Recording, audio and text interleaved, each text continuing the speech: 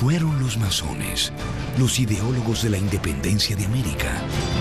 ¿Cuál fue el verdadero motivo del encuentro histórico entre San Martín y Bolívar?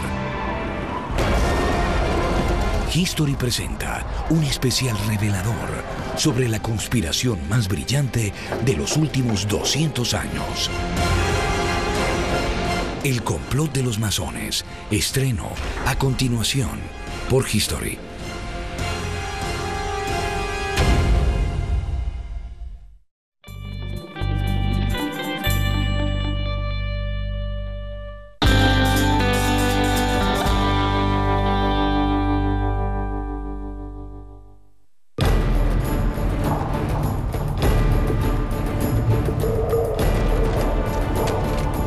La libertad de América Latina aún guarda muchos secretos.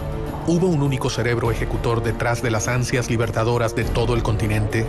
¿Se ejecutó un plan que había delineado un masón inglés para extender el poder británico en América? Los héroes del continente tuvieron que moverse sigilosamente, conspirando, buscando aliados y tomando decisiones que no todos podían llegar a comprender. ¿Cuánto tuvo que ver la masonería en este proceso?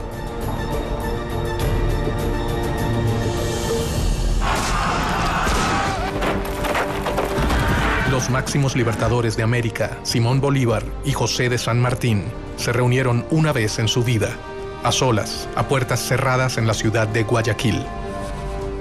Gran parte de la vida de los héroes transcurrió en un secreto absoluto. Sin embargo, nada es tan secreto como lo que ocurrió en aquella reunión. Se supone que discutieron los planes finales para la derrota de los españoles. ¿Cuál es la verdad sobre el rol de las sociedades secretas en la historia de la independencia de Latinoamérica? América no se hubiera independizado, sea la del norte, sea la central, sea la del sur, si la masonería no hubiera intervenido.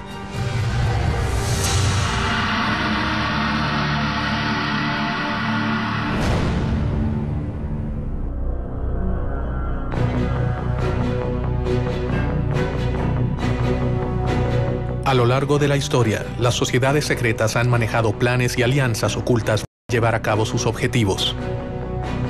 Archivos y documentos revelan una historia paralela al relato tradicional de la emancipación de América. Sospechosamente, estas sociedades nacieron en Inglaterra, el reino que con más énfasis reclamaba mayor participación en América. Inglaterra veía a América como una oportunidad para expandir sus colonias. La monarquía española tenía un monopolio comercial con sus colonias en América y no permitía comercio directo de sus colonias con ninguna otra monarquía ni con ningún otro imperio. ¿Las acciones masónicas buscaron reparar el reclamo inglés frente a España o fue una simple casualidad? Gran Bretaña tenía un problema muy serio porque nosotros éramos consumidores, pero que no podíamos consumir si no fuera a través del contrabando.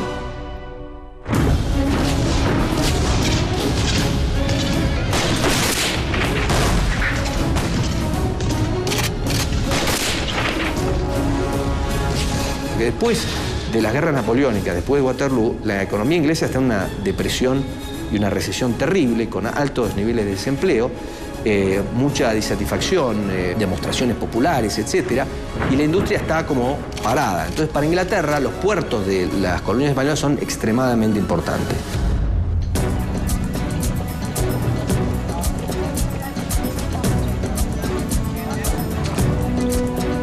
Inglaterra era el lugar ideal para que germinara un plan que podía cambiar el orden mundial para siempre.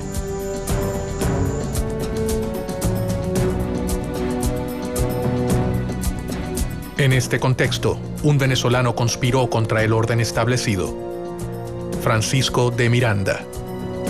Miranda se va a convertir prácticamente en el americano más universal de su tiempo, en el criollo de mayor visión universal y de mayor preparación.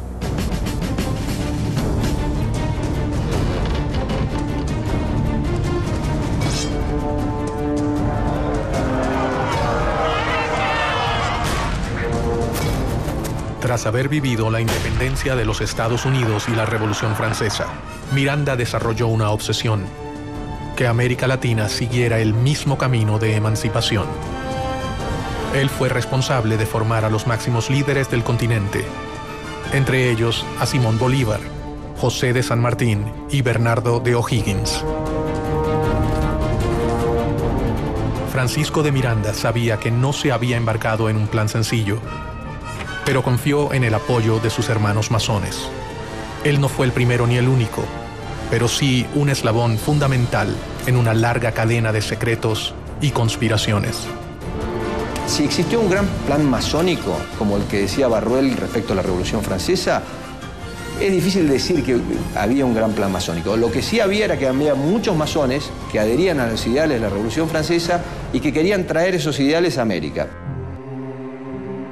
Los masones fueron temidos por el poder conservador, pero en secreto, gran parte de los máximos representantes de las monarquías pertenecieron a las sociedades. Desde ministros hasta reyes han abrazado en privado las ideas que rechazaban y condenaban en público. Porque acuérdense que en todo el feudalismo, el rey o el señor feudal estaba allí, se decía, por indicación divina. Y las distintas iglesias aceptaban eso. La masonería nació mucho tiempo antes de que la Revolución Americana comenzara a gestarse. Sus primeros objetivos fueron muy diferentes a los que terminaron adoptando a lo largo de su historia. Esta sociedad de constructores de obras sacras se convierten en una sociedad civil. Es al mismo tiempo un centro de reunión para personas instruidas, para personas con un cierto nivel educativo, con una cierta preparación. Y esa sociedad civil es la solución de lo que fue la crisis del pensamiento europeo. Es un espacio para el diálogo y para el cuestionamiento de elementos que hasta entonces habían sido pilares indiscutibles del orden político y social. Hacia fines del 1500, las sociedades masónicas eran una verdadera amenaza para los detentores del poder conservador. La iglesia, el ejército y las monarquías perseguían sin tregua a los librepensadores. Ellos representaban una gran preocupación para su poder. El valor más importante para defender que tiene un masón es la libertad. Entonces, todos aquellos regímenes dictatoriales, despóticos o dogmáticos han visto un peligro en la masonería.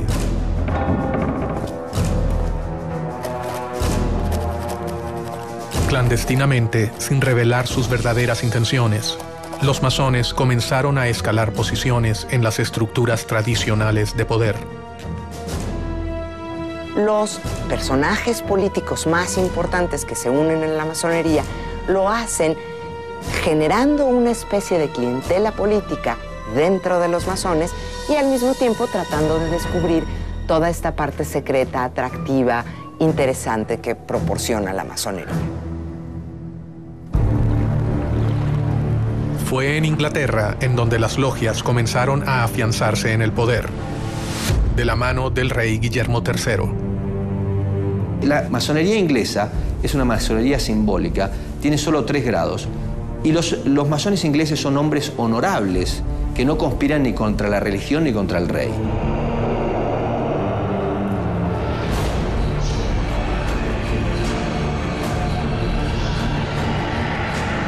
Gracias al impulso de Guillermo III, la Gran Logia Inglesa se creó en Londres en 1717. Ella sería fundamental para el resto de las sociedades. A partir de la Gran Logia Unida de Inglaterra aparece el libre y aceptado masón.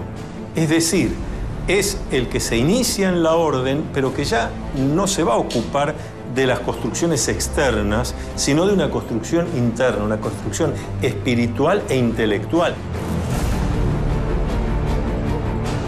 El poder de reclutamiento llegaría a niveles que los masones jamás habrían soñado. El rey inglés Guillermo III, fascinado por las nuevas ideas, se acercó personalmente a las sociedades masónicas y secretamente se unió a ellas.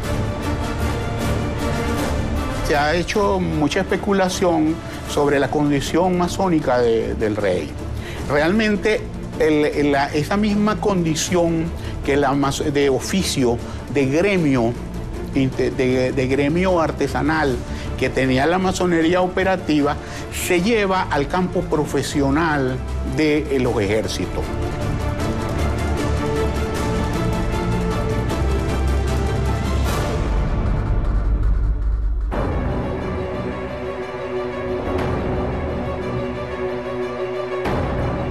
El accionar del rey inglés traería nuevos aires para la masonería europea. Se fundan logias en países como Irlanda, Escocia, Francia y Alemania. En 1726, la Gran Logia Inglesa abrió una sucursal en Gibraltar y en 1728 en Madrid y en Portugal, y al año siguiente en París. Pero la fascinación por las nuevas ideas no quedaría relegada a la corona británica.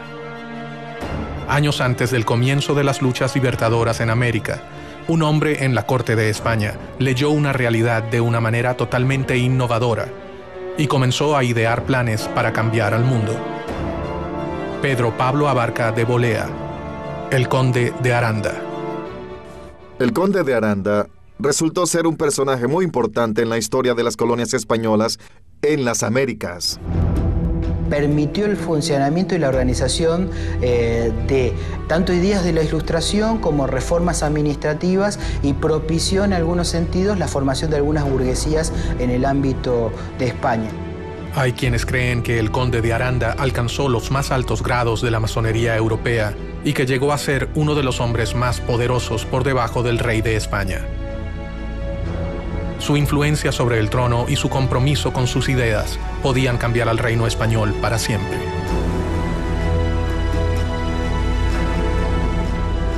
Con su consejo, es probable que hasta el propio rey Carlos III haya formado parte de la masonería española. Carlos III es el monarca que decide implantar lo que se conoce en la historia española como las reformas borbónicas. Las reformas que impulsó Carlos III afectaron a las colonias en cuanto a su administración, a la división geográfica y al rol que cumplía la Iglesia en aquella época. Una de las principales reformas borbónicas es limitar el poder de la Iglesia Católica en los territorios americanos y en la misma península. Si realmente existió un plan para que Inglaterra ganara ventaja en América, con la masonería implantada en la corte española, este acababa de comenzar. Un rey podía ser la pieza fundamental para acabar con el reino ibérico. Estaban a punto de sembrarse las semillas de un plan que podía acabar con el imperio español en América.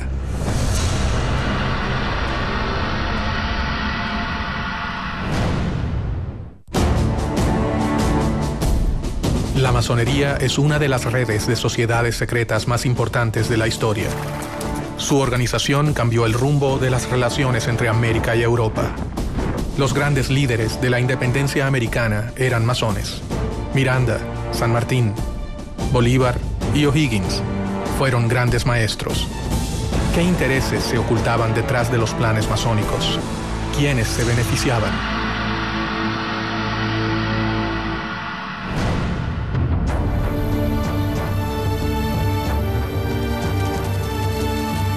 En las cortes europeas, para mediados del 1700, las ideas de libertad e igualdad habían ingresado gracias a los sigilosos planes de las sociedades secretas. Y sus miembros debían moverse con mucho cuidado para sobrevivir.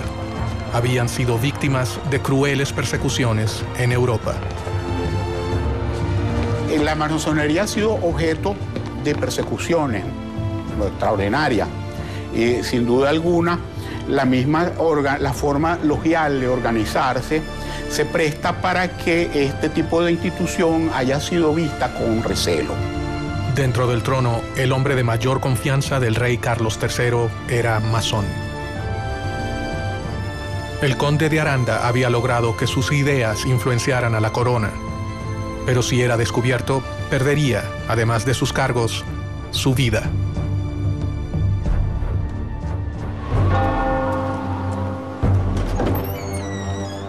obviamente que todo aquel que no respetaba los dogmas de la Iglesia Católica Apostólica y Romana era objeto de persecución por la Inquisición. La Iglesia tenía para los masones, eso eran las mismas causas de herejía o la podría ser hasta la hoguera. Ningún masón podía violar los secretos de la orden y cualquier desliz podría finalizar en la muerte. En masonería existe un juramento de conservar el secreto. Y aquel que viola ese secreto, en el ritual de iniciación y en el ritual del juramento, se afirma que será castigado cortándole la lengua, tirando sus cenizas al mar, en fin, una serie de castigos muy violentos que son, desde luego, de orden simbólico. El objetivo de esta enorme cadena de secretos no era proteger a la persona, sino al cargo que esa persona había conseguido para la orden.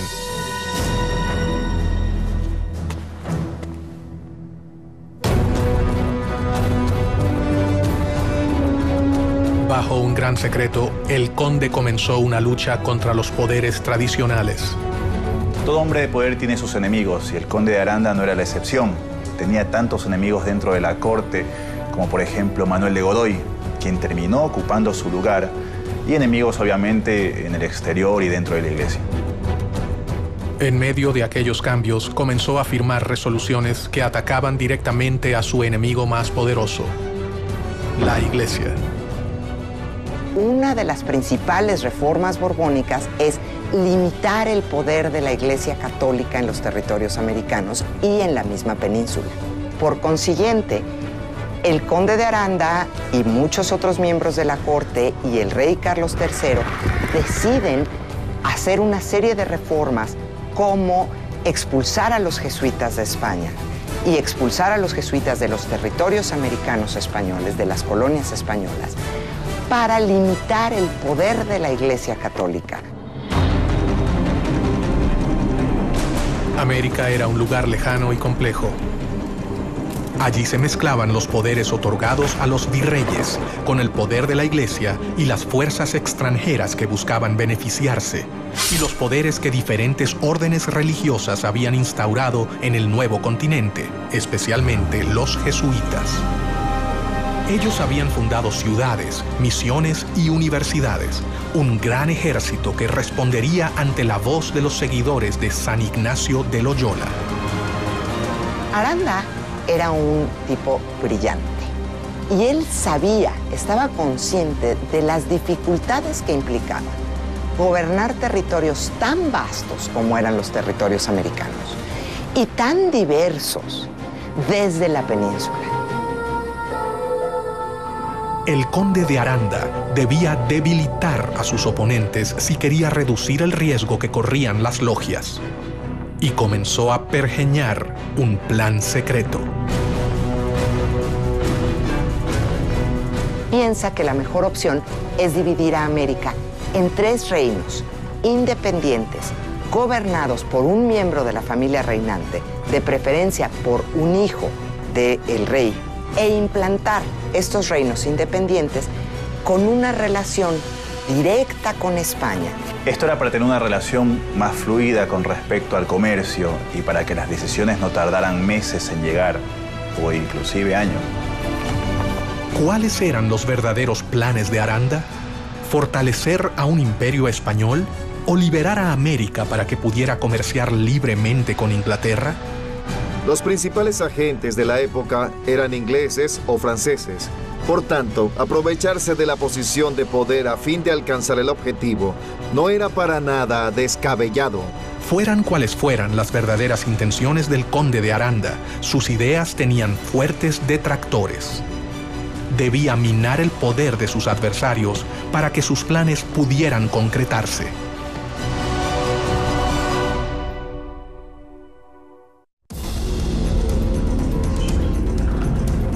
Los jesuitas habían creado una red de misiones y universidades en América que les confería un lugar privilegiado dentro del Nuevo Mundo. Los jesuitas, la orden, la Compañía de Jesús, ha formado históricamente una organización dentro de la Iglesia Católica que se ha distinguido por algunos principios.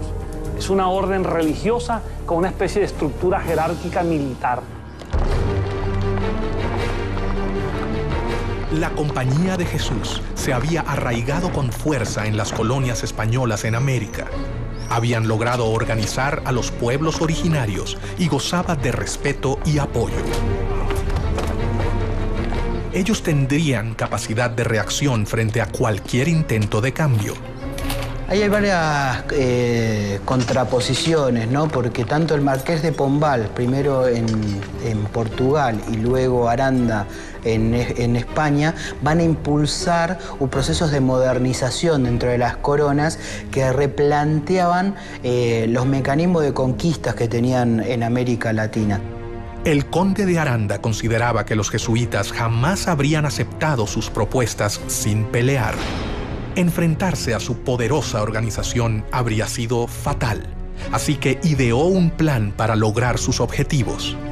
Y esta fue una de las causas para que los criollos empezaran a sentirse violentados por la corona española, pues sintieron que no se respetaba el papel de una institución que para ellos había sido siempre tan importante como era la Compañía de Jesús.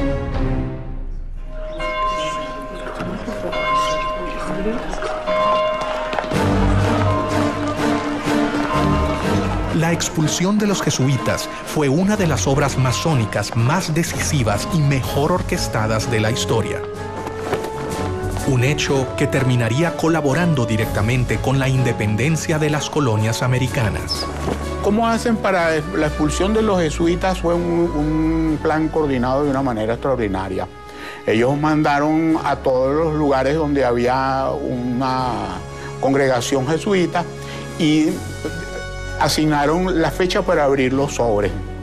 El conde de Aranda, gestor de esta acción, asestaba así un certero golpe al corazón de la iglesia. El plan que comenzaba a delinearse acabaría con el poderío del reino español.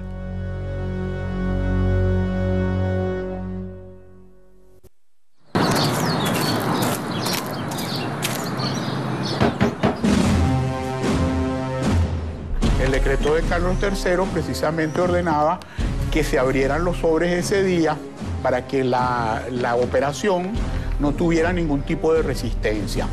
Al decreto de decir se abren los sobres, entonces esa era la gran noticia, y la gran noticia era que iban a ser expulsados de América todos los jesuitas. Pero en el momento que abrieron los sobres, esa fecha que se abrieron los sobres en toda América, en 24 horas estaban montados los jesuitas en los barcos y salían con destino al otro lado del Atlántico.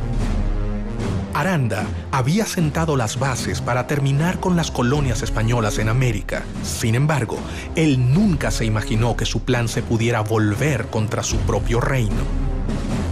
¿O si lo sabía y todo fue un plan británico para poder obtener ventajas en las colonias americanas?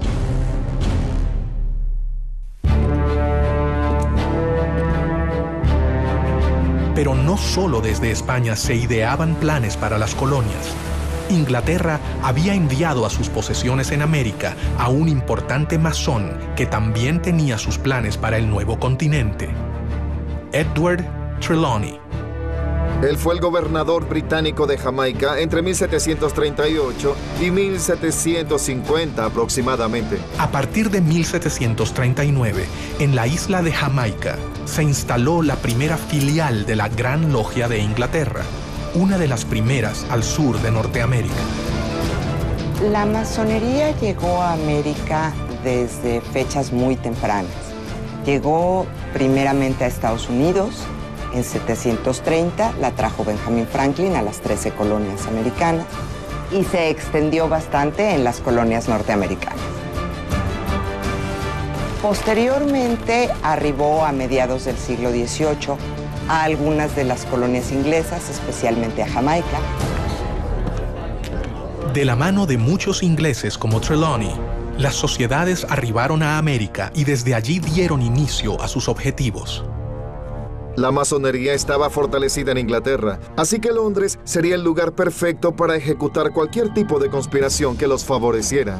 Inglaterra nunca ha tenido en política exterior razones idealistas. Inglaterra ha tenido siempre intereses. Después de la independencia de sus colonias americanas, Inglaterra ve necesaria la exploración de nuevos horizontes.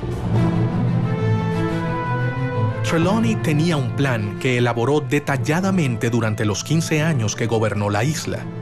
España debía compartir los beneficios de las colonias de América con la corona británica. Trelawney creía que España no tenía los derechos comerciales exclusivos con América.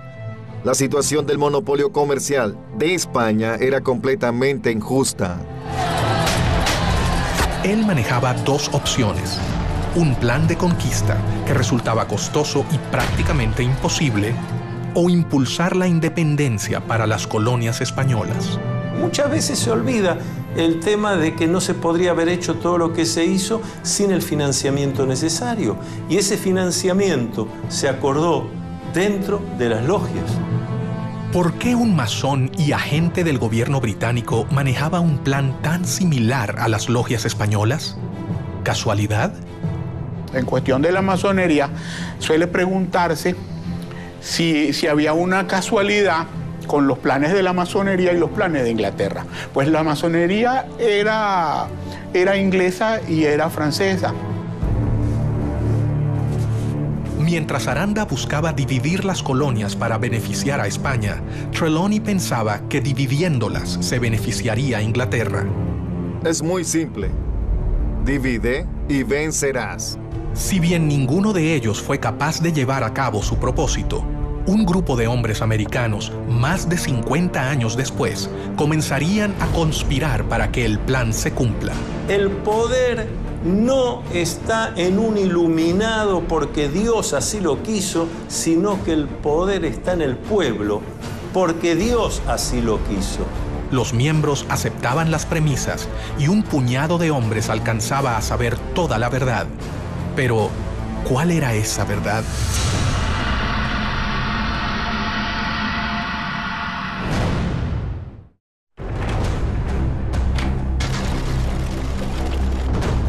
Lentamente, las logias comenzaron a llegar a América Latina y los masones llevaban las primeras sociedades al nuevo continente.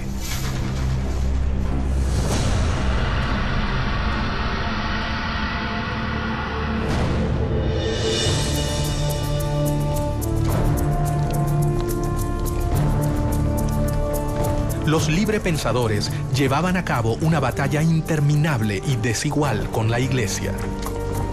Si bien ésta había llegado al continente para evangelizarlo, ciertamente no tenía el mismo poder represivo que en los países de origen. El despotismo ilustrado tenía un plan para elaborar su crecimiento comercial, su incorporación a lo que era la evolución hacia el capitalismo, y la Iglesia tenía sus planes a largo plazo. En paralelo a la llegada de las logias al continente, los jóvenes americanos viajaban de América a Europa con el fin de transformarse en los administradores de las colonias españolas en el Nuevo Mundo. Francisco de Miranda fue el primero en llegar. Unos años más tarde viajarían Bernardo de O'Higgins, José de San Martín, Simón Bolívar, Andrés Bello López, entre otros. Otra vez, el lugar de reunión de todos ellos sería Londres. ¿La corona británica estaba interesada en promover a los jóvenes americanos? Muchos de los jóvenes americanos se van a estudiar a Europa. Muchos de ellos también están buscando una educación más cercana a la Ilustración. Inglaterra siempre fue un lugar donde podían desarrollarse diferentes ideas. En Europa se encontraron con una realidad totalmente diferente a la que esperaban hallar. Están buscando una educación más cuestionadora, menos vinculada con la Iglesia, menos vinculada con el conocimiento tradicional. Y es en Inglaterra en donde hay un foco cultural, social, político, donde se está gestando el seno de este pensamiento ilustrado. Los jóvenes que partieron con el fin de realizar estudios formales terminaron convirtiéndose en los héroes de la independencia o en las manos operativas de un plan que había comenzado a forjarse antes de sus propios nacimientos.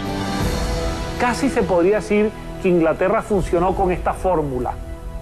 Inglaterra le brindaba apoyo a Miranda.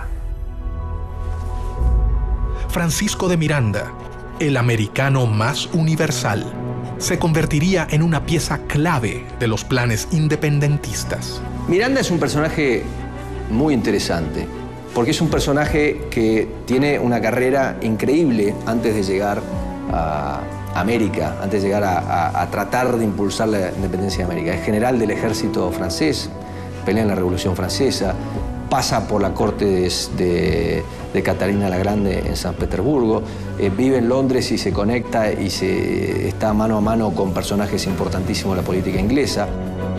Miranda fue el padre de la independencia del continente, uno de sus ideólogos, protagonista de sus batallas y personaje fundamental en el diseño de una estrategia para llevarla a cabo. Miranda es un gran conspirador. Miranda es el gran arquitecto de la revolución, el gran arquitecto del proceso independentista. Miranda viajó hacia España en 1771, donde su vida cambiaría para siempre y con ella el futuro de todo un continente. Sus contactos con la masonería le permite vincularse a Inglaterra para después convencer y sumarse con ciertas masones que estaban convencidos de que era necesario un proceso de emancipación para propiciar el libre comercio contra España. Ya en Europa, el joven Miranda comenzó su carrera militar para obtener el cargo de capitán en el ejército. Lo que hay que decir de Francisco de Miranda es que es un esclarecido. Es una persona con una mente brillante que comprende la importancia del lugar y del momento para empezar a desarrollar ese germen de libertad que es darle a América hispanoparlante la libertad de España. Paralelamente, se deslumbró con las nuevas ideas que se estaban gestando en el viejo continente. Miranda fue un político, un militar, un diplomático, un escritor, pero ante todo fue un gran humanista. Comenzó a armar su propia biblioteca, adquiriendo las obras de los pensadores más importantes de la época, lo que más tarde le traería innumerables problemas. Miranda, allí en España, se había interesado en la lectura de obras prohibidas, tipo político, filosófico, obras de los enciclopedistas, de los ilustrados, y la Inquisición estaba muy pendiente de las personas como él que leían estas obras. Poco a poco, Francisco de Miranda comenzó a forjarse un nombre, pero una acusación cambiaría el rumbo de su vida para siempre. La Inquisición estaba dateada, vamos a decirlo así, o le pasaban información de parte de los rivales militares que tenía Miranda. Se le acusaba de tener libros prohibidos y por eso tuvo que prácticamente venirse con Cajigal. Cajigal hace una jugada que le permite a Miranda escapar de la Inquisición.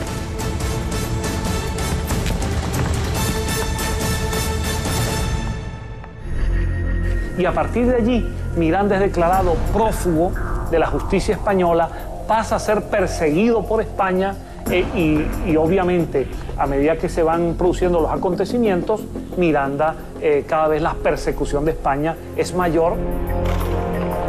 El 10 de julio de 1783 llega a los Estados Unidos. Ya se ha producido la declaración de la independencia, el hecho independentista de Estados Unidos, y Miranda se apasiona por ese proceso.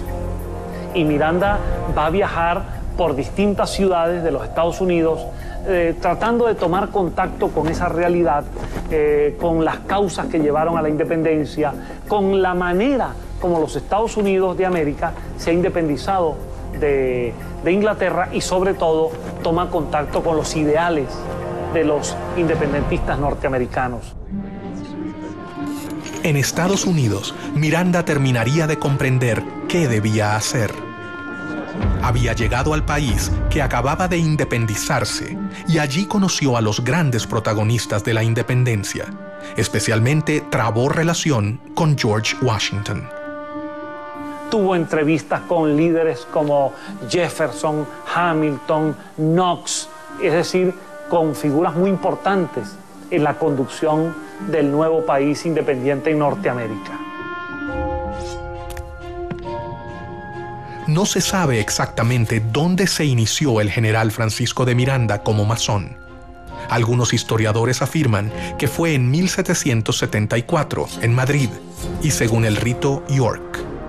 Otros dicen que fue iniciado por el mismo George Washington en la Logia de Virginia. Muchos historiadores se preguntan cómo era posible que este joven, nacido en Caracas, de ascendencia isleña, canaria, que empezaba a ser perseguido por España, pudiese ser recibido en los Estados Unidos por el presidente de la nación y por los principales líderes de esa nación. De allí nace, entre muchos historiadores, la posibilidad de que Miranda en esa relación haya estado apoyado por la masonería. Su futuro comenzaba a dibujarse. El hombre que había servido al ejército español alrededor del mundo estaba por transformarse en la pieza clave para que perdieran sus colonias en América. Debajo de la mesa, alguien estaba poniendo en marcha los planes elaborados por el conde de Aranda y Trelawney, el viejo gobernador de Jamaica. La idea era separarse de España y de alguna manera seguir el modelo republicano que ya se había establecido en Estados Unidos. Miranda se ha convertido en masón, comenzando así a conocer las ideas más revolucionarias de la época.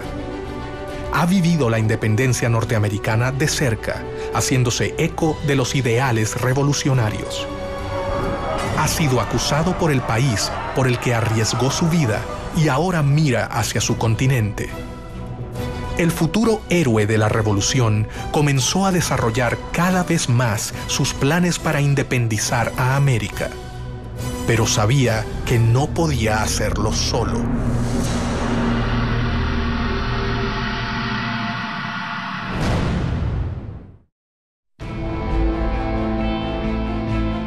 Francisco de Miranda fue un hombre inquieto, curioso. Sus múltiples misiones y su vida aventurera lo llevaron a convertirse en masón, donde sus ideas políticas cambiarían para siempre. Había estado en Estados Unidos apenas después de su liberación. Regresaba a Europa y, sin saberlo aún, sería protagonista de otro de los hitos de la historia, la Revolución Francesa.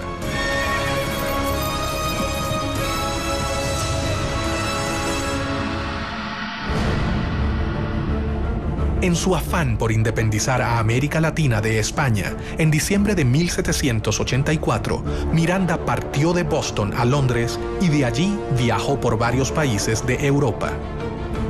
Su idea era conseguir el apoyo inglés para comenzar el proceso independentista de América Latina.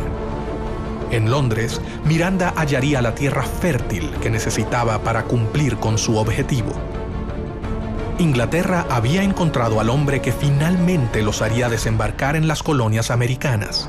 Miranda sí utilizó a Inglaterra, en el sentido de que Londres le sirvió de base de operaciones durante muchos años, en el sentido de que Pitt le dio algunos respaldos económicos indirectos, en el sentido de que hubo figuras del gobierno inglés que le apoyaron. Miranda decidió recorrer diferentes países europeos en búsqueda de apoyo para su plan. Y allí también, en las distintas logias europeas que Miranda visitó y en algunas de las cuales tuvo que estar bastante tiempo para convencer, para contestar preguntas, para ver cómo se podía hacer, para trabajar sobre mapas, etc. Allí también fue descubriendo quiénes eran los hermanos que tenía sentido que vinieran a América para ayudar, cuáles convenía que se quedaran allá y cuáles no se podía contar. En 1792 se encontraba en París, donde estaba en pleno desarrollo la Revolución Francesa. Sin dudarlo, Miranda decidió ponerse al servicio del gobierno revolucionario. Por segunda vez en su vida, se encontraba en contacto con ideales revolucionarios llevados a cabo por logias masónicas. Es que América dependía totalmente de lo que sucedía en Europa. América no tenía entidad política propia. América, para entender lo que pasaba en América, había que entender lo que pasaba en Europa. Y hasta 1815 Europa tiene una figura central que es Napoleón. Entonces, volviendo a la masonería, hay dos países donde la masonería tiene una importantísima influencia: Estados Unidos y Francia.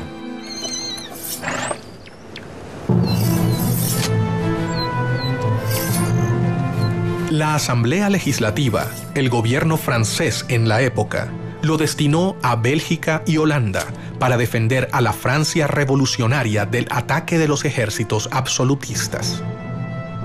En aquellas tierras demostró su talento como militar y su enorme valor por defender los ideales revolucionarios.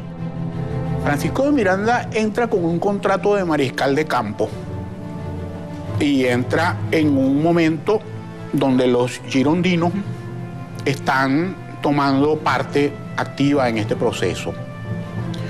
Es muy interesante porque el sector al cual Miranda está vinculado es al de los girondinos, y en Caracas se le acusaba más tarde de jacobino. Gracias a su aporte en Francia, Miranda se convirtió en el único latinoamericano cuyo nombre figura en el Arco del Triunfo.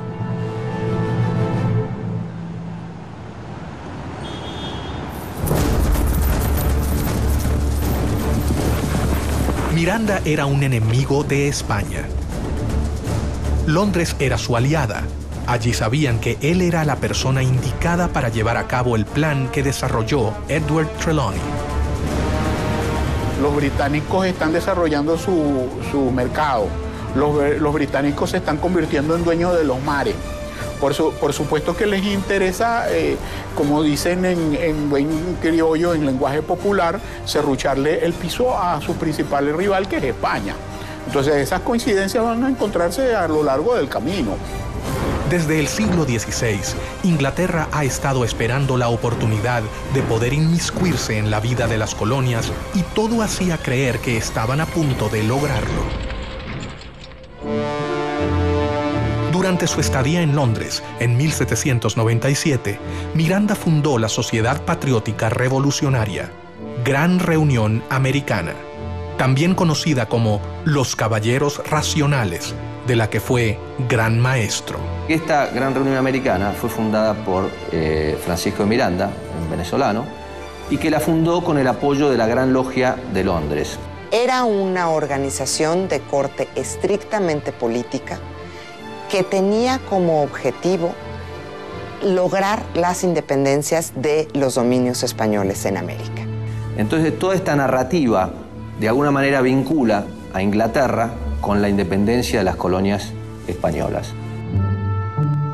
La logia se reunía en su propia casa en Grafton Street 27.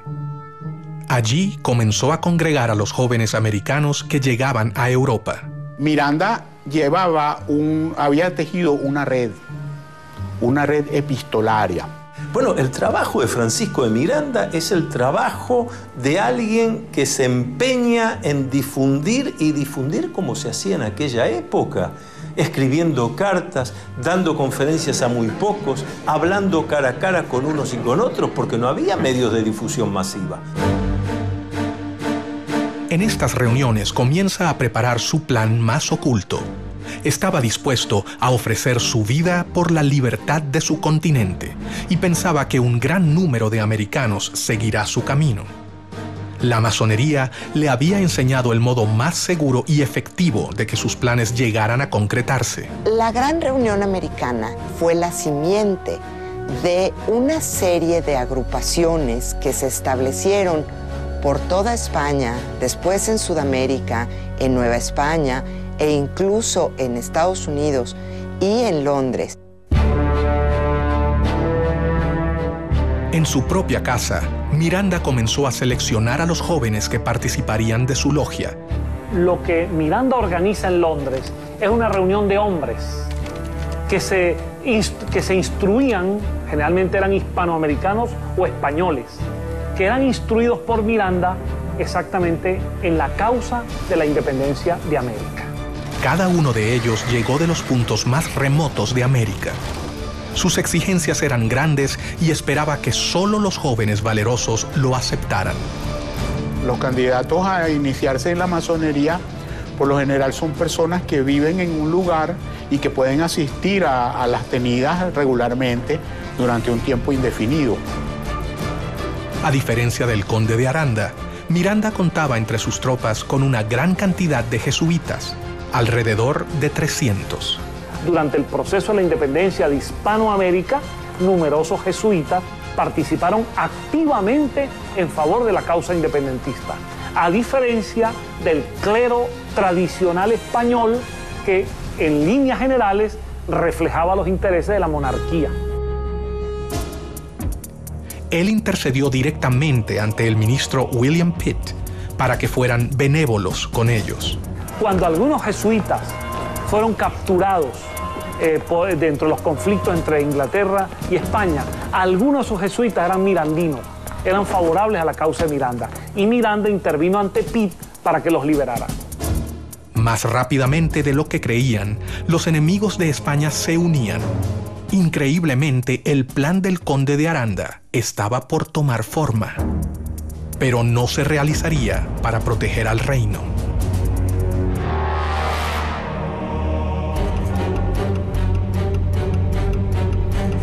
Francisco de Miranda sabía que la elección de los postulantes sería determinante para sus planes.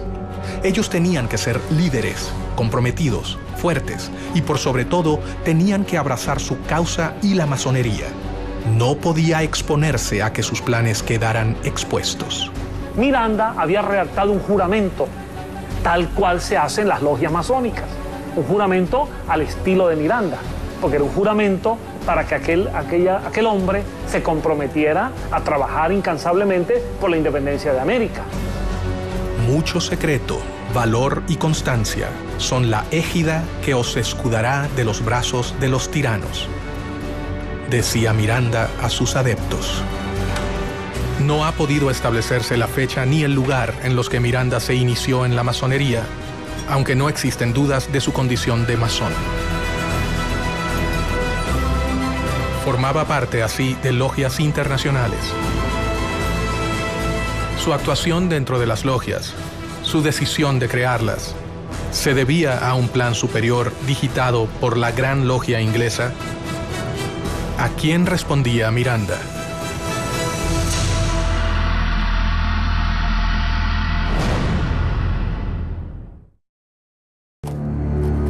Lentamente, Miranda se acercaba a sus objetivos. Sin embargo, una pregunta persiste en el aire. ¿A quién respondían sus intereses? Estaba muy claro que la potencia rival de España era Inglaterra. Y Miranda se había convertido en un enemigo de España. Luego, transitivamente, Miranda era un aliado de Inglaterra.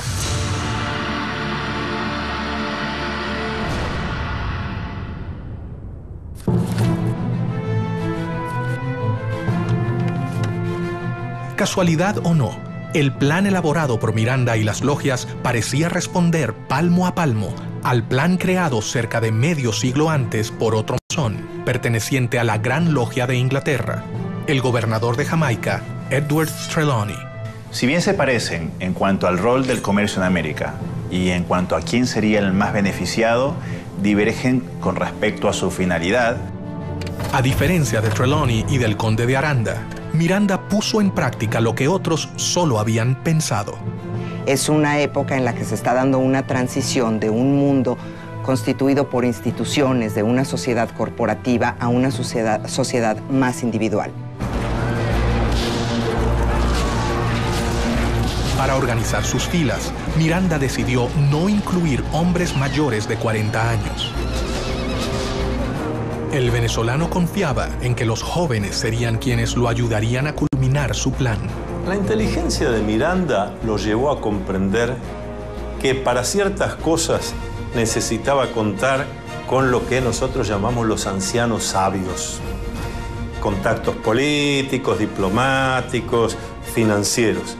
Pero para la ejecución concreta de la obra, lo que llamamos en masonería los grupos de masonería operativos, donde hay que ir a hacer cosas concretas, había que entusiasmar a la juventud.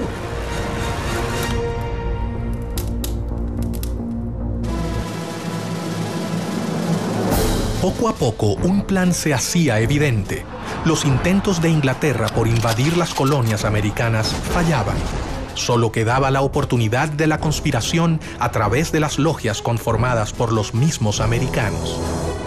Recordemos que al mismo tiempo, Inglaterra siempre estaba intentando cualquier tipo de invasión de las colonias americanas. E Inglaterra poco a poco intentaba sustraer algunos territorios dentro de esa vasta expansión continental que era Hispanoamérica. Era como una obsesión de adueñarse de nuevas tierras. Las diferentes logias mirandistas que se habían creado en Europa comenzaron a trabajar en pos de la emancipación de América. La logia más decisiva en la liberación del continente fue la logia Lautaro. Las logias Lautaro empiezan con una logia madre establecida en Sudamérica. Se considera, pero no hay certeza, que quien establece esta logia madre fue José de San Martín. Se nos ha preguntado muchas veces sobre si esas logias funcionaban igual que cualquier otra logia masónica. Sí en cuanto a los rituales, sí en cuanto a que tenían palabras, toques, secretos para identificarse, pero exclusivamente dedicadas al análisis de cómo se iba a conseguir la independencia de la corona española. Bernardo de O'Higgins y José de San Martín, sin dudas, fueron los dos hombres fundamentales para el funcionamiento de la logia. Para afiliarse a Lautaro, había que ser americano y jurar luchar por la independencia. Su lema era unión, fuerza y virtud, y en las comunicaciones usaban el símbolo masónico OO. Y sigue la misma estructura de los caballeros racionales, copiando la estructura masónica, con miembros que eran masones, como Carlos Alvear, y que establecen una logia principal que se convierte en la Gran Logia. Miranda se había asegurado de reclutar a los jóvenes americanos más prominentes que se encontraban en Europa. El sistema masónico aseguraba protección, anonimato y sobre todo la posibilidad de complotar en las sombras contra el poder establecido.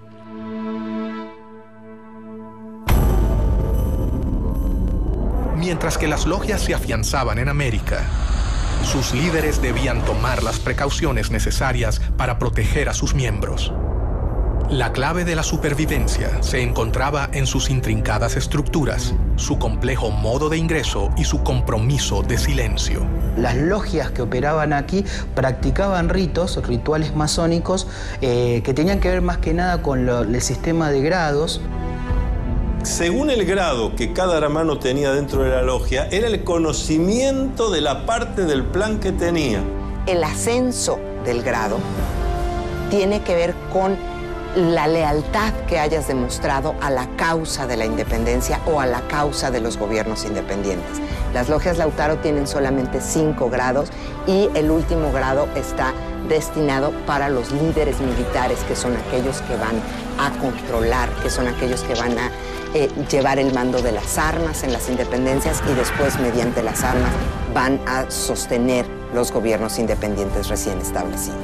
Ninguno tenía todo el plan.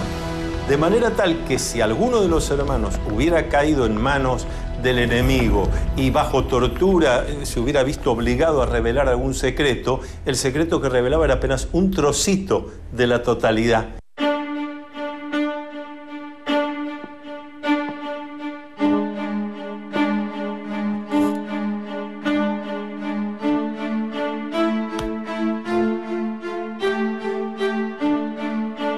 La iniciación es una serie de situaciones que va a atravesar el candidato donde se va a enfrentar con cosas que le dan miedo, porque el miedo está para ser enfrentado. La ceremonia variaba según la logia y esta se podría realizar en diferentes lugares, como por ejemplo recámaras, sótanos e inclusive cuartos oscuros, donde se realizaba la iniciación. Entonces siempre está acompañado por un hermano que en masonería llamamos el hermano experto. Es el que lo acompaña. No hace el trabajo por el candidato lo tendrá que hacer. Enfrentar sus miedos, sus dudas. Pero va a estar bien acompañado. Está desde el principio entre amigos, está bien cuidado.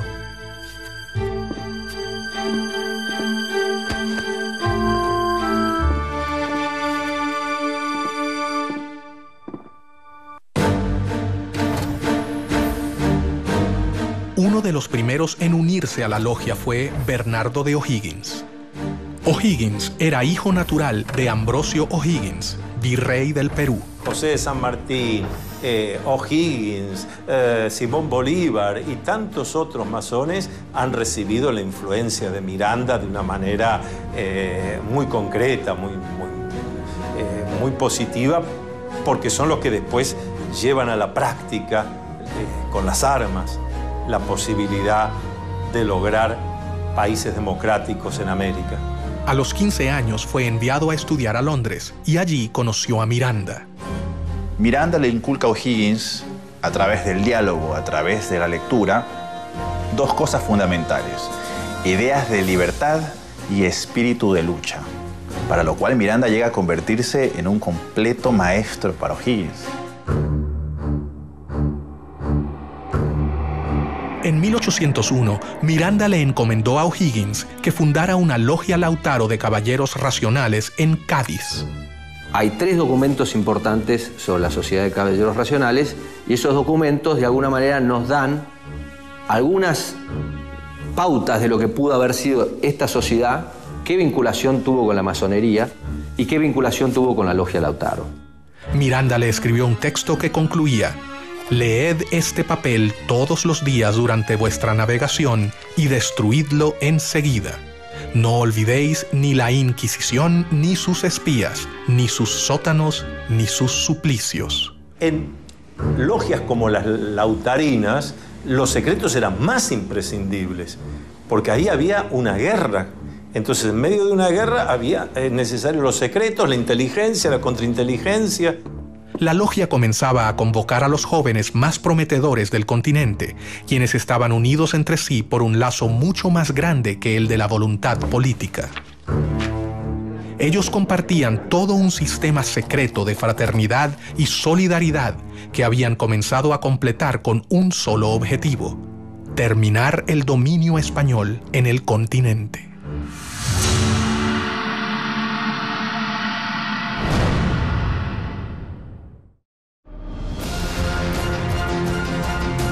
Francisco de Miranda avanzaba en sus planes de liberar a América de España, basado en el ejemplo de la independencia de Estados Unidos que había presenciado de cerca. Para hacerlo, reclutó a los jóvenes más prometedores de las colonias. Había logrado sumar a su logia nada menos que al hijo del virrey del Perú, Bernardo de O'Higgins. Sus planes eran secretos. Pocos sabían cuáles eran sus intenciones. Las verdades de la logia solo eran reveladas en los cargos más altos.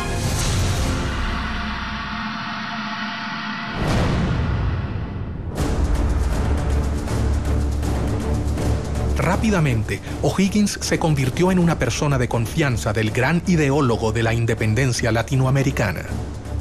En una de las tertulias que solían compartir, Bernardo le narró la historia del cacique Lautaro. Miranda, inspirado en su vida, bautizó así su logia. Se llamaban Lautaro en homenaje a un cacique de un pueblo originario de nombre Lautaro que había combatido y había muerto peleando contra el ejército español del rey. Entre los amigos de Miranda se encontraba su compatriota Juan Bolívar, el padre de Don Simón, a quien conocería en el primer viaje que éste realizó a Europa. Una relación compleja, no una relación fácil. Vamos a ubicarnos históricamente. Miranda nace en Caracas en 1750. Bolívar nace en Caracas en 1783. Cuando Bolívar está naciendo en Caracas, Miranda está en los Estados Unidos, concibiendo a sus 33 años toda la relación de conocimiento de la independencia de los Estados Unidos y proyectando su lucha independentista en América. De modo que la diferencia de 33 años es muy significativa para entender la relación entre estos dos gigantes de la independencia americana. Bolívar llegó a Cádiz en 1803 y rápidamente fue admitido en la sucursal de la Gran Logia Americana, la Sociedad de Caballeros Racionales. Mientras que sus seguidores comenzaban a prepararse en Europa, Miranda decidió intentar realizar la primera revolución. El objetivo sería su país natal, Venezuela. Se habla de un intento fallido, una intentona golpista incluso de Francisco de Miranda en Coro y en Ocumare. Esto es una historia muy interesante porque ahí hay un inicio de la independencia. Para ello, primero viajó a New York. En los Estados Unidos, él concibe una expedición con la cual invadir las costas venezolanas y él pensaba que desde allí se iba a incendiar la pradera, se iba a lograr que los pobladores lo vieran a él como un redentor, como un liberador, y a partir de allí se iba a producir un estallido de independencia en Venezuela y en el continente. En febrero de 1806 partió rumbo a Venezuela con 3 barcos, uno de ellos llamado Leandro, por su hijo. La guerra había comenzado.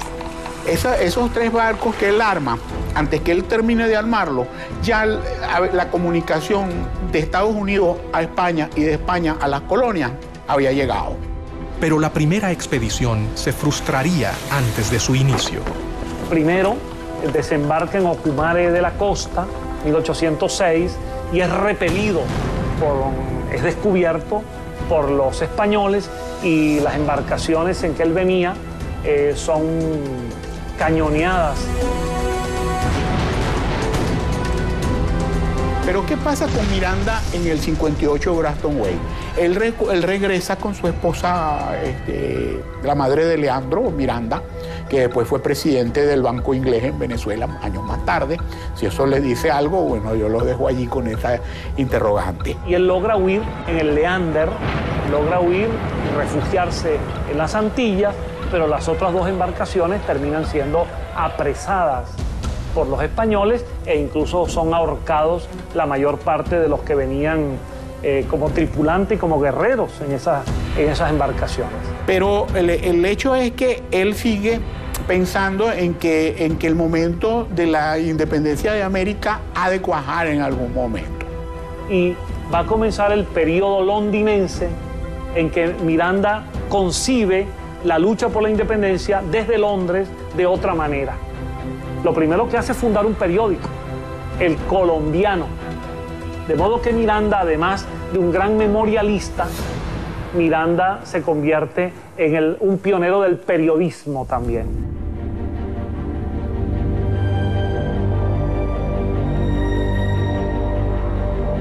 En 1806, Bolívar recibió el grado 3º, o maestro, en la logia simbólica London número 5 de Inglaterra.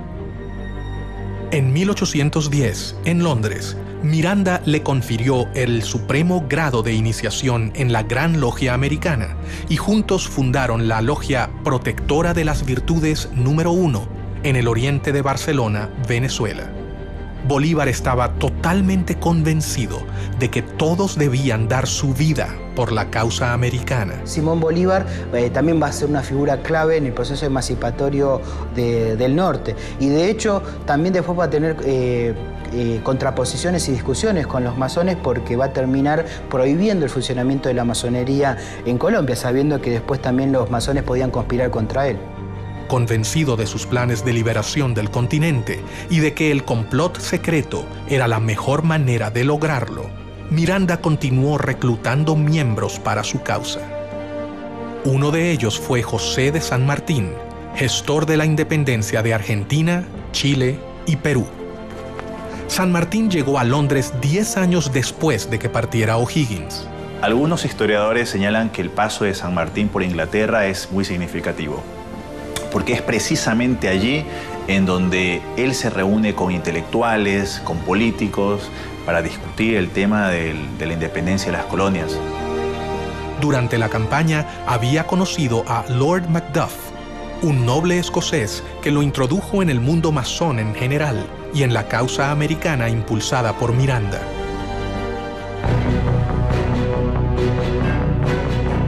Fue allí donde San Martín hizo contacto por primera vez con círculos de liberales y revolucionarios que simpatizaban con la lucha por la independencia americana.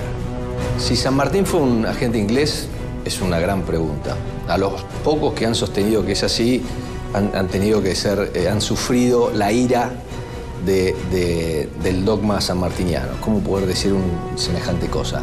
El centro de difusión y reclutamiento continuaba siendo Londres. Allí, según algunas fuentes, San Martín se reunió con sus compatriotas Alvear y Zapiola. ¿Por qué razón San Martín se incorpora a esta logia? Es otro de los grandes misterios. Se incorpora después de haber estado casi un año en los campamentos del ejército inglés en Portugal. ¿Cuánto sabía el reino inglés de lo que sucedía dentro de su territorio? La realidad es que tenemos que entender qué es lo que significa la palabra agente. Lo que queda claro a cualquiera que lee la correspondencia diplomática y los archivos ingleses es que San Martín era un anglófilo.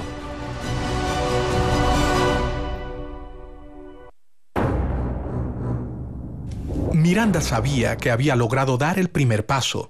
Las logias en Europa se fortalecieron y sus miembros estaban totalmente convencidos de la necesidad de la independencia. El siguiente paso era mucho más arriesgado.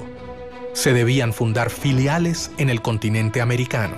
Se establece una gran logia principal que se considera la logia madre y después se van estableciendo logias y grandes logias por todos los territorios sudamericanos y se vuelve la estructura en la que se apoyan estos líderes para atraer partidarios, para agrupar en esas logias a todos los que están buscando las independencias hispanoamericanas y una vez que se consiguen, para endoctrinar en los nuevos principios republicanos, liberales, a los que van a ser los líderes, los directores, los gobernadores de los nuevos países hispanoamericanos que se establecerán inmediatamente después de la consecución de las independencias.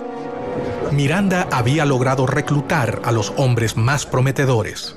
Su plan estaba en marcha, pero el poder de España era superior a la resistencia que podían brindarle los futuros ejércitos revolucionarios.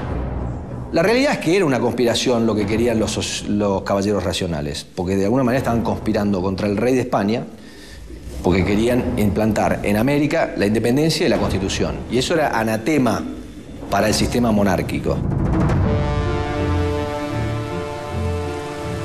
Los viajes de formación de los jóvenes latinoamericanos en Europa tocaban su fin. Tras haber concluido sus estudios militares y haberse formado en las ideas del humanismo, los futuros administradores de las colonias volvían a sus hogares, pero no regresaban con la idea de mantener la administración colonial. Ellos regresaban con un nuevo objetivo: liberar a sus tierras de España. Miranda lo había logrado. Una compleja red de sociedades se había formado a lo largo de todo el continente. La independencia latinoamericana estaba en camino.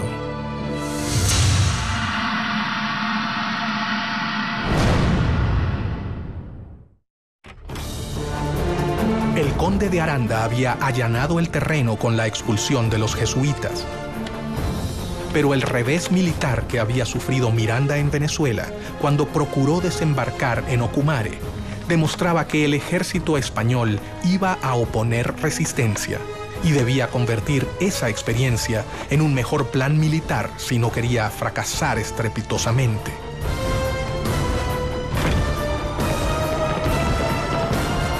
La Francia post-revolucionaria iba a crear una ventana de oportunidad única.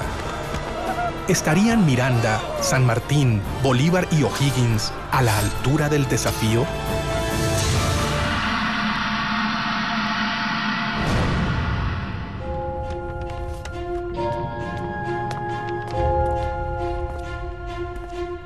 Mientras tanto, un hecho externo colaboraría con la causa: la llegada de Napoleón al trono de Francia y la instauración del Primer Imperio llevaron a Europa a una era de guerras, caos, alianzas y traiciones. Y entonces Napoleón tiene que desarrollar estrategias para atraerse adeptos en España. Y una de esas estrategias es utilizar a la masonería como herramienta. Hasta el momento en que ellos iban conquistando una ciudad, iban conformando logias y iban dejando sus cuadros masónicos como una suerte de control de la sociedad civil. Las fuerzas napoleónicas contaron con una serie de victorias iniciales que llevaron a la abdicación del rey español en Bayona, Carlos IV, quien se vio obligado a renunciar en favor de su hijo Fernando VII. Napoleón crea su propia masonería, que es conocida como masonería bonapartista. Incluye ahí a todos los que son denominados afrancesados, que son los españoles que aceptan el gobierno bonapartista y que reconocen a Napoleón y a José Bonaparte. Pero al poco tiempo, Napoleón decidió reemplazar a los reyes borbones de su trono, por lo que hizo abdicar a Fernando VII en favor de José Bonaparte, el hermano del emperador francés. Napoleón se burlaba de los masones, decía que era un grupo de imbéciles que hacían ceremonias ridículas, pero la realidad es que todos sus hermanos eran masones. No solo eran masones, sino que José Bonaparte, su hermano mayor, que luego es rey de España, era el gran maestre del Gran Oriente de Francia, es decir, era el líder de la masonería francesa. Y Napoleón utiliza la masonería como herramienta política. Y dentro de esas logias intenta difundir una serie de principios que hacen aparecer a su imperio como un imperio muy liberal, defensor de los derechos del hombre, defensor de los derechos del ciudadano, pero al mismo tiempo pues no deja de ser un imperio. Mientras Europa vivía convulsionada, las logias masónicas entendían que era el momento de actuar. Las sociedades americanas vieron con preocupación la invasión francesa sobre la madre patria. Entonces es en 1808 cuando se rompe la legitimidad y cuando la posibilidad de las independencias se presenta, porque el monarca que está ahí no es el monarca legítimo, no es el monarca reconocido. Miranda instó a sus hombres. El momento había llegado. De modo que en esos azares estaba Miranda en el medio. Miranda con su interés colocado en la independencia de Hispanoamérica.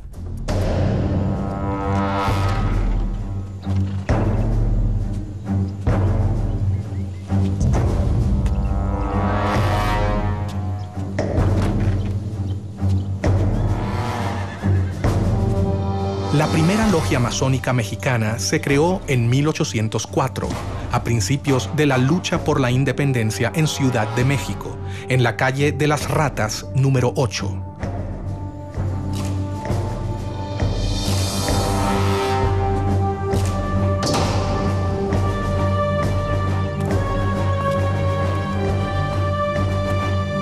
Una masonería muy poderosa, muy extendida, que produjo una enorme influencia en toda la política de México y del resto de América Central hasta la actualidad.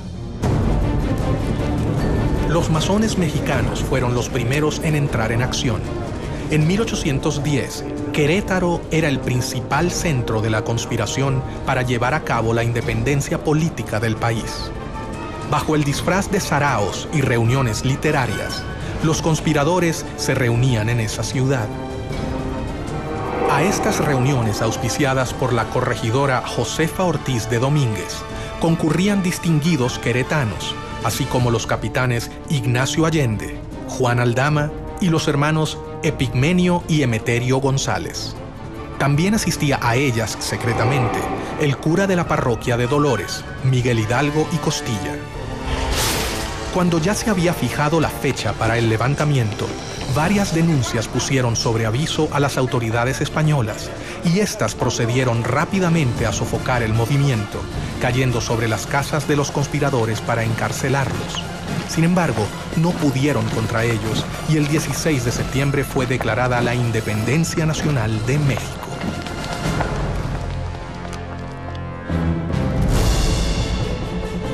Bolívar y Miranda se reunieron en Londres, dispuestos a no posponer más sus planes independentistas. De hecho, el joven Bolívar toma la iniciativa, no autorizada por la Junta de Caracas, de invitar a Miranda a volver a Caracas. Bolívar partió de Londres rumbo a La Guaira, donde llegó en diciembre de 1810. Pocos días después, también llegó a La Guaira Francisco de Miranda. Cuando Bolívar retorna a Caracas, Miranda, por discreción, toma una embarcación una semana después. Y Miranda llega a finales del año 1810 a Caracas, una semana después que Bolívar ha llegado. Miranda volvió a Venezuela a instancias de Bolívar, que había comenzado las guerras por la independencia. Los acontecimientos se precipitan en Caracas. El 5 de julio de 1811, el Congreso de Venezuela se firma el acta de la independencia, se declara entonces formalmente lo que ya casi venía desde el año anterior y se firma la independencia de Venezuela. Para ese acto de la independencia, Miranda es diputado y firma el acta de la independencia.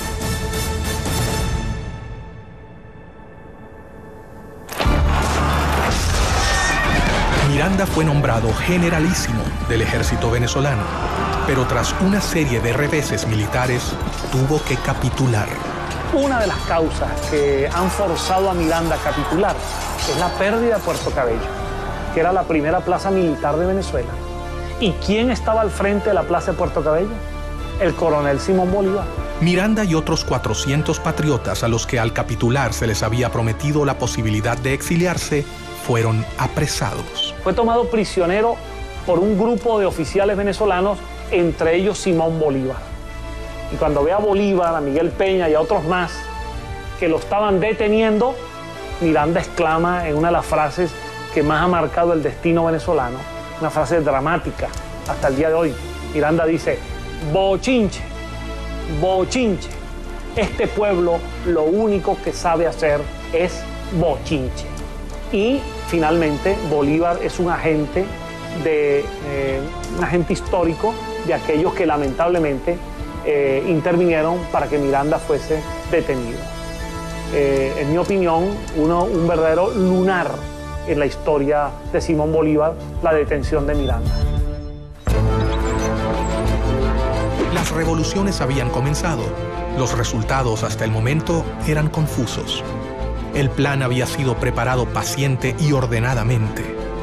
Los masones no podían contar con un mejor contexto para ejecutar sus planes de independencia. América era un reguero de pólvora que quedaba a 10.000 kilómetros de la metrópoli que la dominaba desde hacía casi 3 siglos. De hecho, las logias masónicas permitieron resguardar este funcionamiento para permitir organizar y libertar a América dentro de un gobierno que era opresivo. Los masones habían cambiado definitivamente los libros y sus reuniones por las armas. Era el momento de la acción.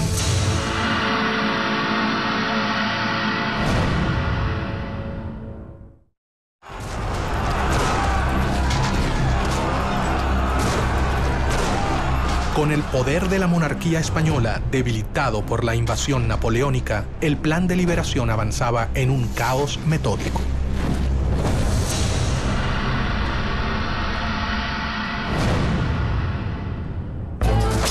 Dos caudillos se destacan en los ejércitos libertadores, dos discípulos de Francisco de Miranda, José de San Martín, quien desde el Río de la Plata sube hacia el norte, y Simón Bolívar, que lleva la revolución en sentido inverso, desde Venezuela.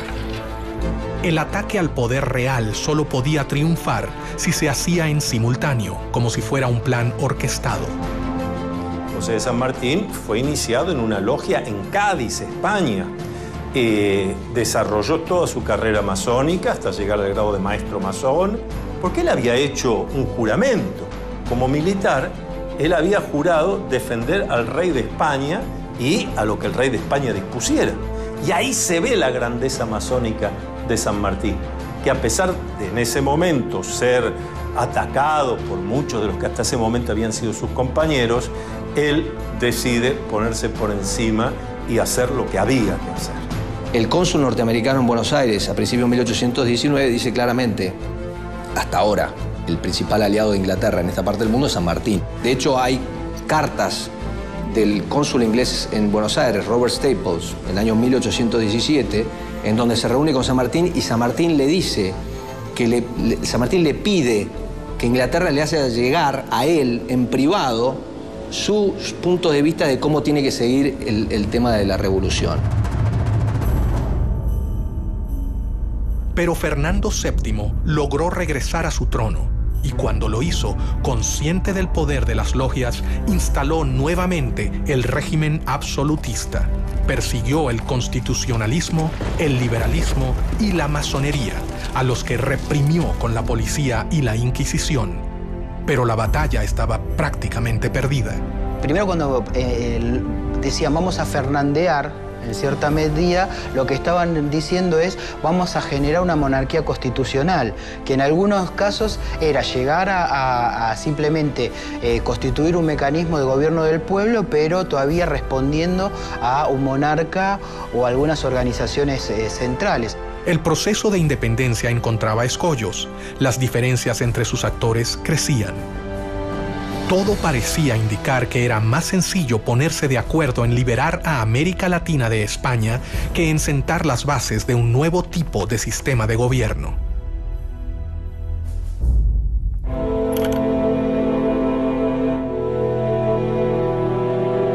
Mientras sus hombres cumplían un sueño de más de 100 años de espera, Miranda fue trasladado a España y murió en una cárcel antes de que la emancipación finalizase. El venezolano murió solo, pero sus ideas ya parecían ser realidad.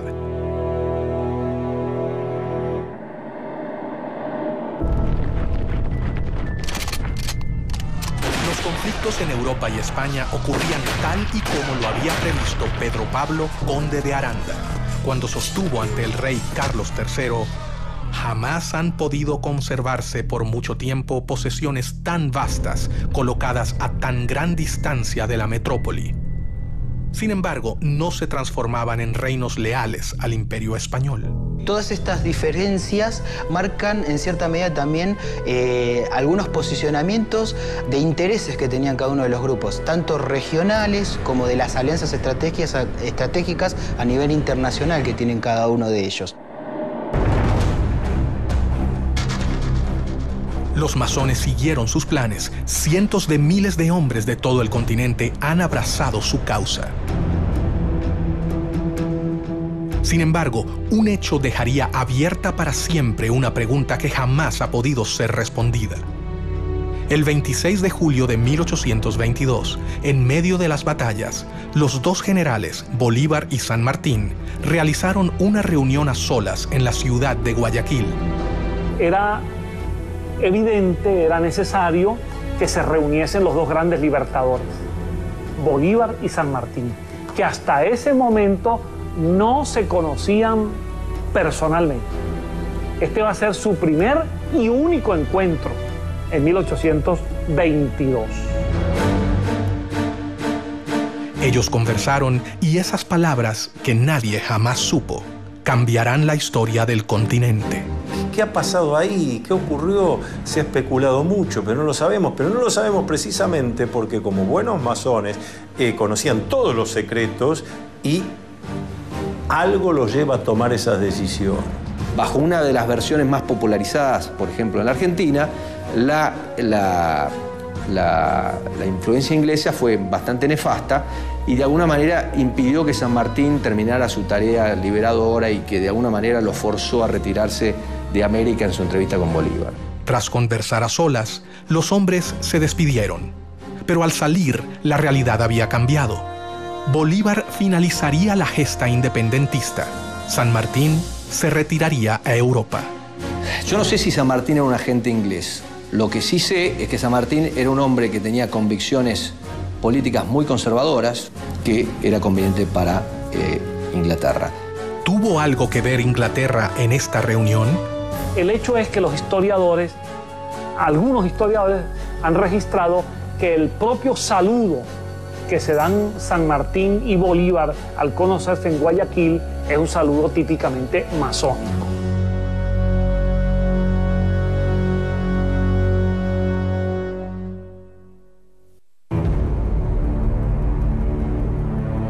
Nunca se sabrá hasta dónde Inglaterra colaboró con la independencia de América, pero sí es un hecho que los héroes de la emancipación supieron cómo canalizar los conflictos políticos de la época utilizándolos a su favor.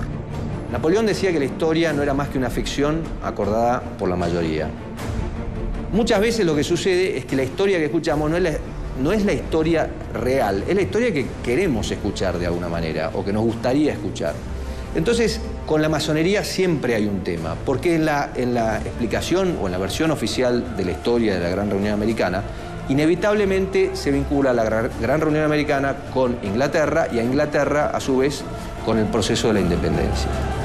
El plan de Trelawney, la recomendación del conde de Aranda y el sueño de Miranda lograba ser concretado por estos jóvenes que cumplieron con sus promesas hasta el final: liberar al continente americano. Yo te puedo decir que la independencia de toda América, América del Norte, América Central y América del Sur, es el resultado del trabajo de los masones en sus logias y de un plan masónico universal.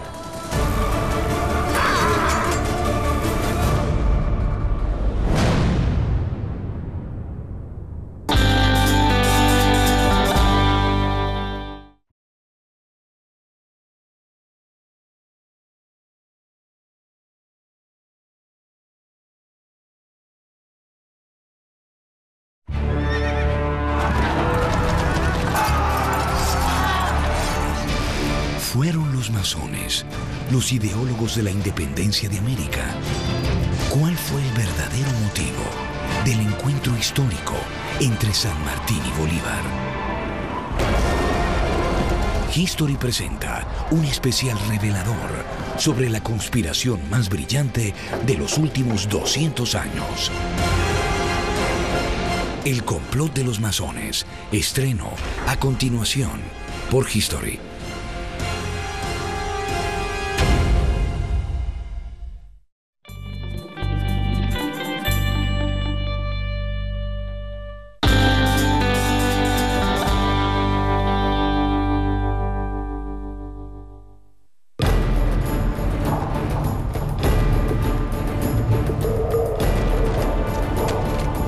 La libertad de América Latina aún guarda muchos secretos. ¿Hubo un único cerebro ejecutor detrás de las ansias libertadoras de todo el continente? ¿Se ejecutó un plan que había delineado un masón inglés para extender el poder británico en América? Los héroes del continente tuvieron que moverse sigilosamente, conspirando, buscando aliados y tomando decisiones que no todos podían llegar a comprender. ¿Cuánto tuvo que ver la masonería en este proceso?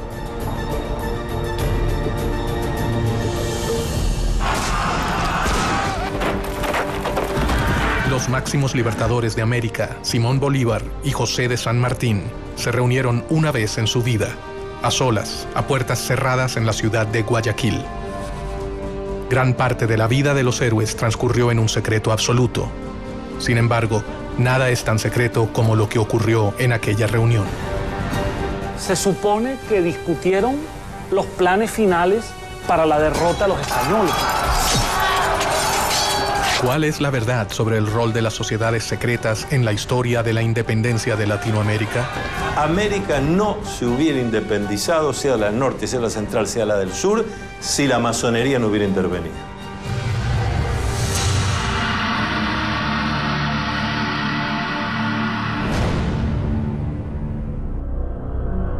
Francesa, Miranda desarrolló una obsesión: que América Latina siguiera el mismo camino de emancipación. Él fue responsable de formar a los máximos líderes del continente, entre ellos a Simón Bolívar, José de San Martín y Bernardo de O'Higgins. Francisco de Miranda sabía que no se había embarcado en un plan sencillo, pero confió en el apoyo de sus hermanos masones. Él no fue el primero ni el único, pero sí un eslabón fundamental en una larga cadena de secretos y conspiraciones. Si existió un gran plan masónico, como el que decía Barruel respecto a la Revolución Francesa, es difícil decir que había un gran plan masónico. Lo que sí había era que había muchos masones que adherían a los ideales de la Revolución Francesa y que querían traer esos ideales a América. Los masones fueron temidos por el poder conservador, pero en secreto, gran parte de los máximos representantes de las monarquías pertenecieron a las sociedades. Desde ministros hasta reyes han abrazado en privado las ideas que rechazaban y condenaban en público. Porque acuérdense que en todo el feudalismo, el rey o el señor feudal estaba allí, se decía, por indicación divina. Y las distintas iglesias aceptaban eso. La masonería nació mucho tiempo antes de que la Revolución Americana comenzara a gestarse. Sus primeros objetivos fueron muy diferentes a los que terminaron adoptando a lo largo de su historia. Esta sociedad de constructores de obras sacras se convierten en una sociedad civil. Es al mismo tiempo un centro de reunión para personas instruidas, para personas con un cierto nivel educativo, con una cierta preparación. Y esa sociedad civil es la solución de lo que fue la crisis del pensamiento europeo. Es un espacio para el diálogo y para el cuestionamiento de elementos que hasta entonces habían sido pilares indiscutibles del orden político y social. Hacia fines del 1500, las sociedades masónicas eran una verdadera amenaza para los detentores del poder conservador. La iglesia, el ejército y las monarquías perseguían sin... Canal que tenía la masonería operativa se lleva al campo profesional de los ejércitos.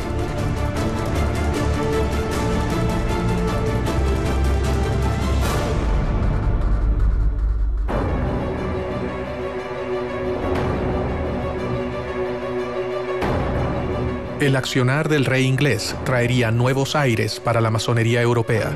Se fundan logias en países como Irlanda, Escocia, Francia y Alemania. En 1726, la Gran Logia Inglesa abrió una sucursal en Gibraltar y en 1728 en Madrid y en Portugal, y al año siguiente en París.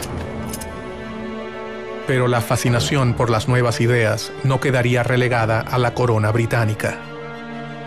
Años antes del comienzo de las luchas libertadoras en América, un hombre en la corte de España leyó una realidad de una manera totalmente innovadora y comenzó a idear planes para cambiar al mundo. Pedro Pablo Abarca de Bolea, el conde de Aranda. El conde de Aranda resultó ser un personaje muy importante en la historia de las colonias españolas en las Américas. Permitió el funcionamiento y la organización de tanto ideas de la Ilustración como reformas administrativas y propició en algunos sentidos la formación de algunas burguesías en el ámbito de España. Hay quienes creen que el conde de Aranda alcanzó los más altos grados de la masonería europea y que llegó a ser uno de los hombres más poderosos por debajo del rey de España. Su influencia sobre el trono y su compromiso con sus ideas podían cambiar al reino español para siempre.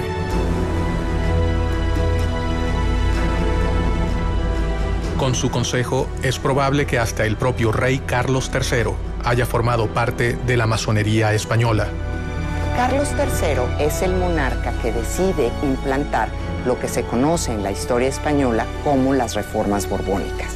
Las reformas que impulsó Carlos III afectaron a las colonias en cuanto a su administración, a la división geográfica y al rol que cumplía la Iglesia en aquella época.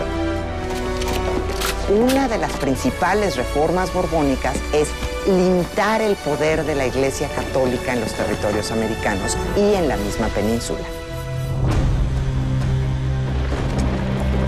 Si realmente tregua a los librepensadores, ellos representaban una gran preocupación para su poder.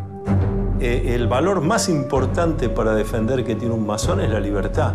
Entonces, todos aquellos regímenes dictatoriales, despóticos o dogmáticos han visto un peligro en la masonería.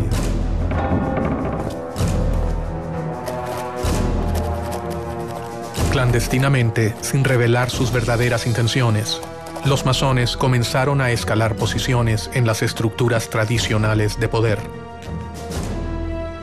Los personajes políticos más importantes que se unen en la masonería lo hacen generando una especie de clientela política dentro de los masones y al mismo tiempo tratando de descubrir toda esta parte secreta, atractiva, interesante que proporciona la masonería. Fue en Inglaterra en donde las logias comenzaron a afianzarse en el poder, de la mano del rey Guillermo III.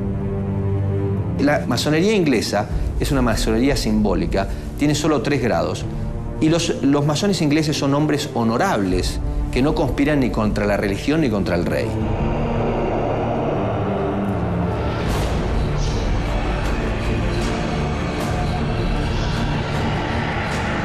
Gracias al impulso de Guillermo III, la Gran Logia Inglesa se creó en Londres en 1717. Ella sería fundamental para el resto de las sociedades. A partir de la Gran Logia Unida de Inglaterra aparece el libre y aceptado masón.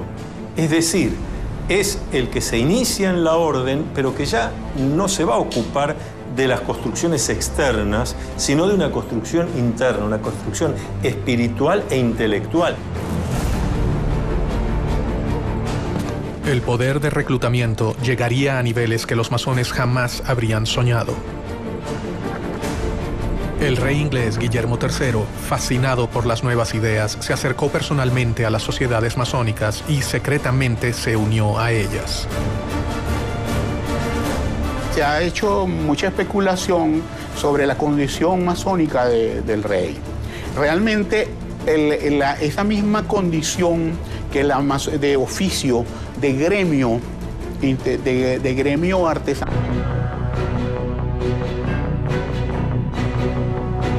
A lo largo de la historia, las sociedades secretas han manejado planes y alianzas ocultas para llevar a cabo sus objetivos. Archivos y documentos revelan una historia paralela al relato tradicional de la emancipación de América. Sospechosamente, estas sociedades nacieron en Inglaterra, el reino que con más énfasis reclamaba mayor participación en América. Inglaterra veía a América como una oportunidad para expandir sus colonias. La monarquía española tenía un monopolio comercial con sus colonias en América y no permitía comercio directo de sus colonias con ninguna otra monarquía ni con ningún otro imperio.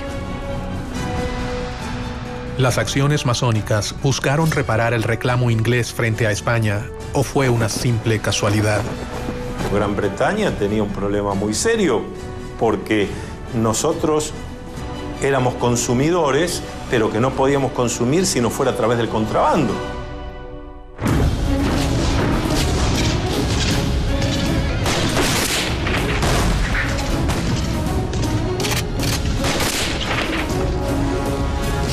Después de las guerras napoleónicas, después de Waterloo, la economía inglesa está en una depresión y una recesión terrible, con altos niveles de desempleo, mucha disatisfacción, demostraciones populares, etc. Y la industria está como parada. Entonces, para Inglaterra, los puertos de las colonias españolas son extremadamente importantes.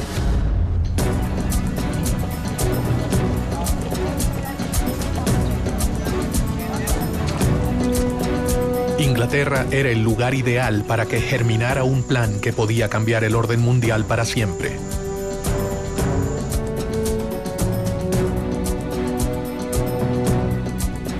En este contexto, un venezolano conspiró contra el orden establecido: Francisco de Miranda. Miranda se va a convertir prácticamente en el americano más universal de su tiempo, en el criollo de mayor visión universal y de mayor preparación.